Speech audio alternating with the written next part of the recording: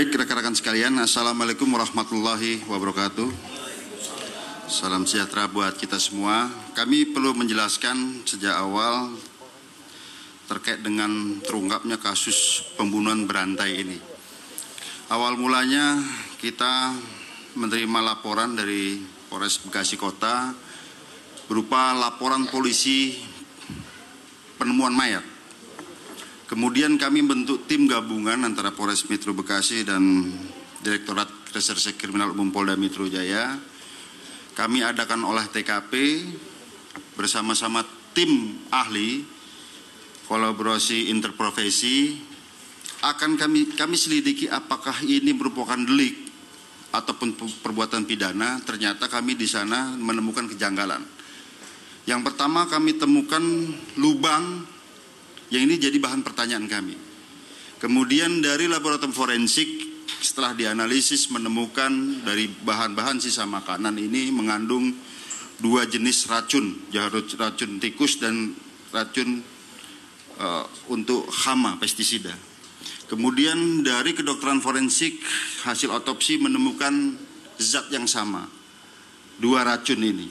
Dan kemudian dari hasil otopsi menemukan luka-luka di seputaran wajah ini. Ternyata hasil interogasi kami terhadap tersangka, selain diracun, korban-korban ini juga dicekik ya, lehernya agar cepat meninggal dunia.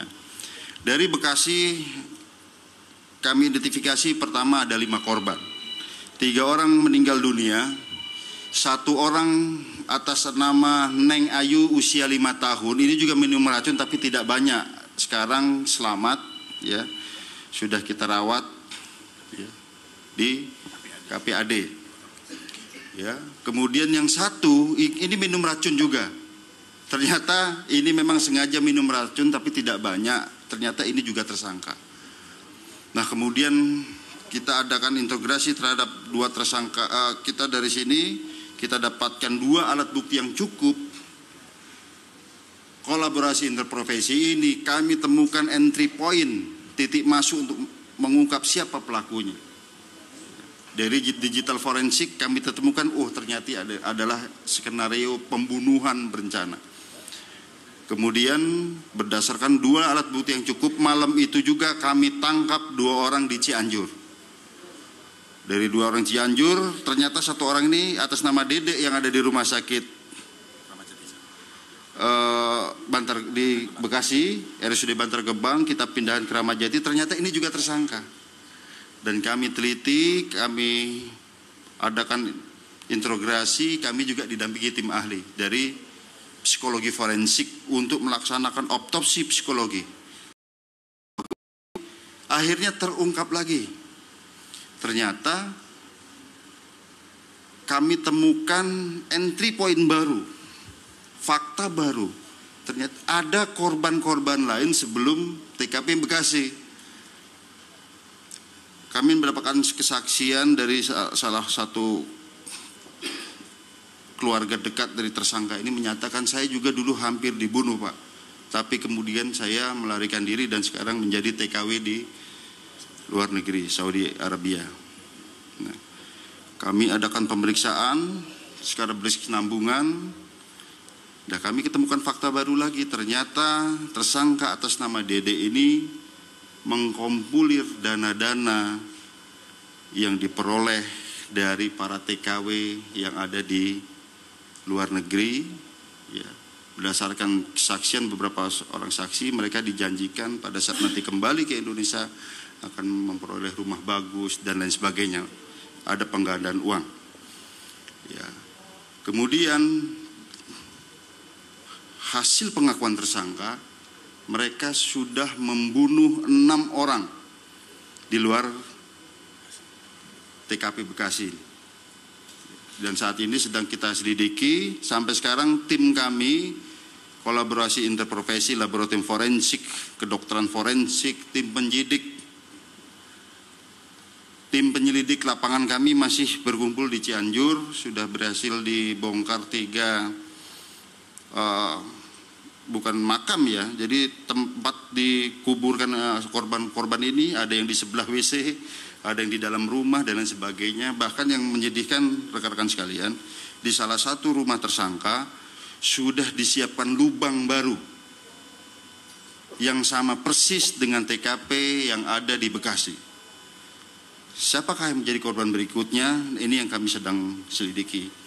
Namun yang menjadi catatan kita semua di sini yang perlu kami sampaikan pada rekan-rekan sekalian, bahwa korban sebagian besar berasal dari family tree dari para tersangka, istrinya, mertuanya, anaknya.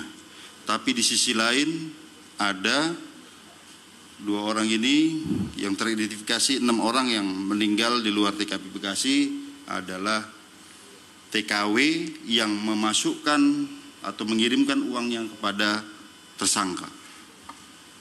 Ya.